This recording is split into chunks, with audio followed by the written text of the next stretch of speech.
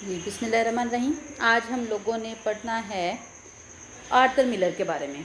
Arthur Miller जो है ये अमेरिकन राइटर है, प्ले राइट और एसिस्ट है। ये सिर्फ पोइट नहीं था, ये सिर्फ प्ले राइट था और एसिस्ट था।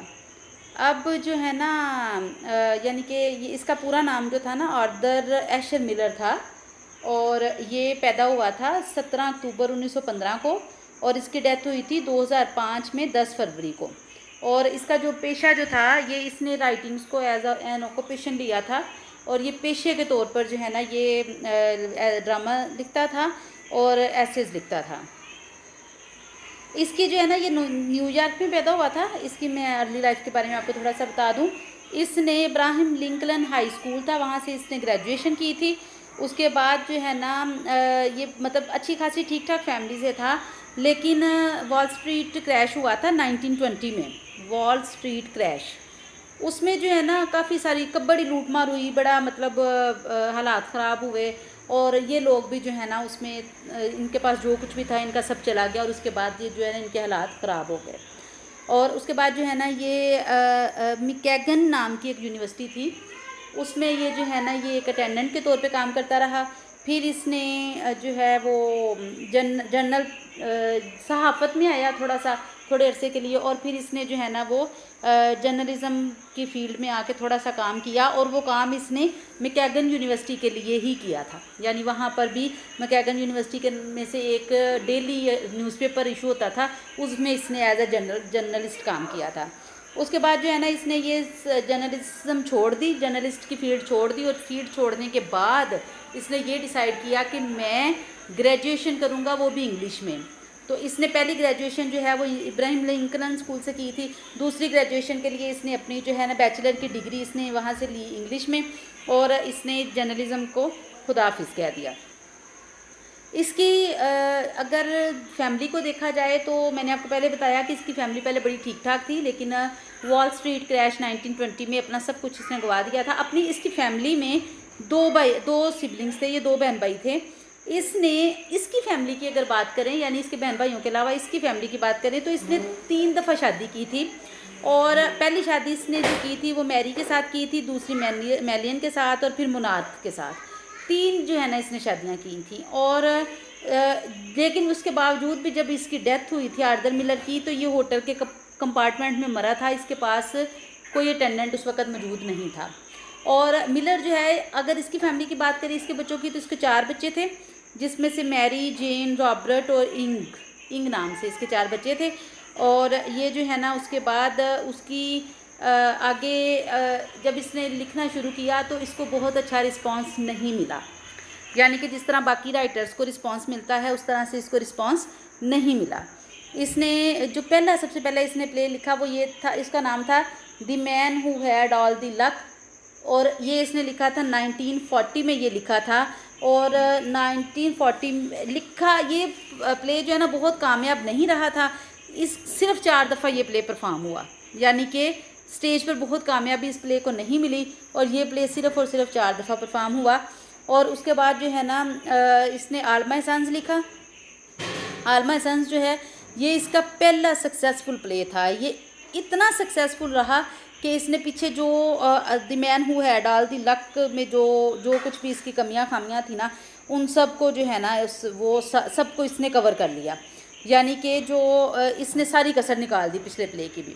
और 1946 में उसने ये लिखा था। 1948 में इसने सबसे ज़्यादा जो सबसे कामयाब तरीन एक जो प्ले रहा था इसका वो था death of salesman.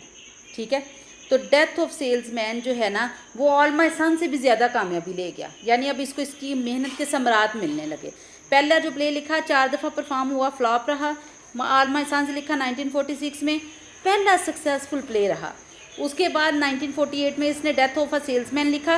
Death of a salesman जो है ये इतना मशहूर हुआ कि इसको ये 1949 में ये जो है ना मोरस्को थिएटर में इसको प्रेजेंट किया गया, प्रीमियर किया गया। और उसके बाद जो है ना उसके बाद एक ऐसा सिलसिला शुरू हो गया कि डेथ ऑफ अ सेल्समैन को 742 दफ़ा प्रीमियर किया गया। पहली दफ़ा 1949 में किया गया, इसके लिखने के 1 साल बाद। उसके बाद 742 बार ये इसका play death of a salesman जो है ये परफॉर्म किया गया। और उसके बाद इसने लिखा द क्रूसिबल, वो इसने लिखा 1953 में, जो हम पढ़ने जा रहे हैं क्रूसिबल। अब ये जो क्रूसिबल प्ले था ना गुड़िया इसका, ये सेकंड मोस्ट सक्सेसफुल प्ले था इसका। पहला पीछे जो गुजरा वो था ऑल माय सन्स, उसके बाद उससे भी ज़्यादा कामयाबी मिली डेथ ऑफ अ सेल्समैन, और उसके बाद जो है ना द क्रूसिबल का नंबर आ गया। दूसरा मोस्ट सक्सेसफुल जो है ना इसका प्ले रहा द क्रूसिबल। ये जो है ना इसमें ये जो प्ले द क्रूसिबल है, इसमें इवेंट्स जो थे ना वो ऐसे थे जो कि सैलम का जो है ना वो बता रहे थे किस्सा, लेकिन उसके साथ साथ इसने अपना एक्सपीरियंस भी लिखा। जिस तरह इसको ट्रायल्स पे रखा गया, वो उस दौर में हुआ के नाम से जो है ना एक तहरीक चली थी, जिस दौर में ये आर्दर मिलर लिखता था हुआ के नाम से। तो मैं आपको बता रही थी कि इसने इसकी अपनी जो एक्टिविटी थी ना वहाँ पे उस टाइम पे उस सोसाइटी में हुआक बड़े ज़ोर पर था। हुआक जो है ना वो एक ऐसी कमेटी थी जो कि वहाँ पर जो अमेरिकन लोग नहीं थे ना, ये उनकी एक्टिविटीज़ पे नज़र रखे हुए थी। और फिर जो है ना ये उनको सोशलिस्ट करार दे के उनको फांसी भी दे रही थी ये वाली जो है ना कमेटी जो थी ये हुआक जो है। तो इसकी जो है ना इसने अपनी उस टाइम की सोशलिज़म जो चल रही थी, जो लोगों को फांसी दिया जा रहा था, उसको इसने सैलम के साथ जो है ना वो मिक्स करके बताया। और द क्रूसिबल में हम लोग यही पढ़ेंगे, इस लिहाज से द क्रूसिबल थोड़ा सा कॉम्प्लिकेटेड होगा। उसके बाद जो है ना इसका जो अभी तक एक प्ले एक होता है ना कि वक़्त के साथ साथ प्ले कहीं पीछे कहीं गुम हो जाता है, तो इस तरह ये हुआ कि जो ये था ना जो द क्रूसिबल जो था, ये वक़्त के साथ साथ ये कहीं गुम नहीं हुआ, बल्कि वक़्त के साथ साथ ये मज़ीद मशहूर होता गया और स्टिल ये परफॉर्म हो रहा है। स्टिल ये न्यूयॉर्क के या दूसरे कई थिएटर्स में ये परफॉर्म किया जा रहा है। और 1965 में यानी फिर इसकी कामयाबियों का दौर शुरू हो गया। 1965 में इसको प्रेसिडेंट जो है ना इंटरनेशनल पेन नाम से एक इंटरनेशनल सोसाइटी थी राइटर्स की, उसका इसको प्रेसिडेंट चुना गया। उसके बाद इसने जब ये प्रेसिडेंट था तो इसने द प्राइस के नाम से प्ले लिखा, और द प्राइस जो है ना द प्राइस को वही शानदार कामयाबी मिली जो कि डेथ ऑफ अ सेल्समैन को मिली। उसके बाद इसने जो है ना ये ट्रायल्स इसकी शुरू हो गई, क्योंकि ये कम्युनिस्ट लोगों के जो लोग वहाँ पे कम्युनिस्ट थे, जो जिस पे हुआक जो है वो सरगर्म अमल थी, उसने इसको जो है ना ट्रायल पे रखा। उसने आर्दर मिलर को पकड़ा और उसको ना उससे बोला कि कोई और कम्युनिस्ट बंदा है तो बताओ, कम्युनिटी में रहते हुए कम्युनिटी के रूल्स को तोड़ने वाला कोई बंदा है तो डैट इज़ कम्युनिस्ट कोई बंदा है तो बताओ। 1952 में ये हुआ इसके साथ। 1952 में इसको ट्रायल पे रखा गया, फिर इसको छोड़ दिया गया, फिर 1956 में ये पकड़ा गया और फिर इसको कहा गया कि अच्छा ठीक है हम तुम्हें छोड़ देंगे, लेकिन किसी और कम्युनिस्ट बंदे का नाम बताओ। इसने कहा मैं किसी का नाम नहीं लूँगा, क्योंकि अगर मैं नाम लूँगा तो वो बंदा तकलीफ़ में आ जाएगा और मैं नहीं चाहता कि मेरी वजह से किसी का नाम लिया जाए। तो इसने उस वहाँ पर किसी किस्म का किसी बंदे का कोई नाम नहीं बताया। लेकिन याद रखिएगा कि क्रूसिबल में भी हमें यही चीज़ मिलेगी कि विच क्राफ्ट का जिक्र आएगा, जिन भूत का जिक्र आएगा। लड़की बदला लेने के लिए जो है ना वो उसमें करेगी, मामला करेगी कि लड़के ने उसके साथ अडल्ट्री की है, उसके बाद उसको अपनी बीवी के साथ वफा याद आ गई, उसने उसको छोड़ दिया। अब बदला लेने के लिए उसने पूरे सैलम में तबाही मचाई हुई है। तो वो जो तबाही मचाई हुई है उसका ये था फिनोमिना कि एक बंदा अगर विच क्राफ्ट का में मुब्तला है तो वो जो विच क्राफ्ट वाला बंदा है ना वो उसको छोड़ दिया जाएगा अगर वो किसी और बंदे का नाम ले लेगा कि फ़लाँ बंदे में विच क्राफ्ट है, फ़लाँ बंदे को जिन भूत का साया है, उसमें जिन्न आता है, परियाँ आती हैं। अब वो जब उसने अगले बंदे का नाम लिया तो वो आज़ाद हो जाएगा, अगला बंदा मुसीबत में फंस जाएगा और उसको पकड़ के फांसी दे देते थे। या तो वो किसी का नाम बताएगा, नहीं तो वो फांसी चढ़ेगा। अब वो अपनी जान बचाने के लिए किसी दूसरे का नाम ले लेता था। यही चीज़ जो है ना हुआक में भी थी कि वो कहते थे कि कम्युनिस्ट का नाम बताओ तो मैं छोड़ देते। इसने कहा मैं कम्युनिस्ट का नाम नहीं बताऊँगा, मुझे भले फांसी चढ़ा दो। उसके बाद ये हुआ कि जब इसकी ये जो हुआ ये इस पर इल्ज़ामात आयद हुए इसका, तो उस सूरत में उसके लिए जो है ना इसको $500 का जो फ़ाइन किया गया। फिर इसको जो है वो पूरे महीने की इसको सज़ा दी गई और फिर इसको ये जो इसका यूनाइटेड स्टेट का पासपोर्ट था वो कैंसिल कर दिया गया कि ये यूनाइटेड स्टेट का पासपोर्ट इस्तेमाल नहीं कर सकता, ये बहुत बड़ी सज़ा है। उसके बाद 1958 में इसने अपील की और अपील में ये बंदा जो है जीत गया, यानी कि इस पर से तमाम इल्ज़ामात ख़त्म कर दिए गए।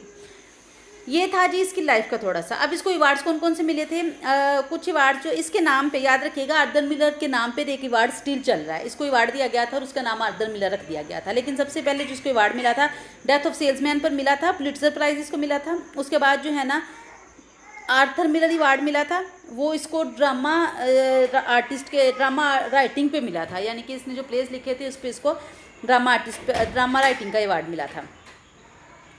और इसकी जो है ना बेसिकली जो मशहूर किस लिए है, ये ग्रेटेस्ट ड्रामा निगार था, ये ड्रामाटिस्ट था बहुत बड़ा 20वीं सेंचुरी का। और इसका जो है ना 7 दहाइयों तक इसका करियर चलता रहा ड्रामाटिस्ट के तौर पर, यानी कि 70 साल तक ये बंदा लिखता रहा है। और उसके बाद इसने उस पूरे अरसे के दौरान 70 साल के दौरान इसने 35 से ज़्यादा प्ले लिखे।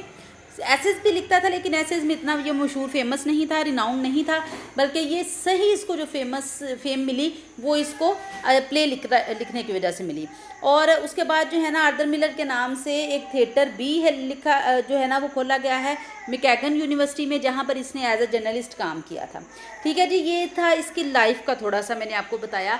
इसकी लाइफ जो है ना उसमें ये जो कम्युनिस्ट वाला मामला है ना, ये हम लोग क्रूसिबल के साथ भी डिस्कस करेंगे, क्योंकि क्रूसिबल और सैलम वाला जो क्रूसिबल में सैलम वाला और ये कम्युनिस्ट वाला मामला जो है ना ये बिल्कुल सेम है और एक ही लाइन पर चल रहा है। उसमें भी वही कुछ चल रहा था, इसमें भी वही कुछ चल रहा था।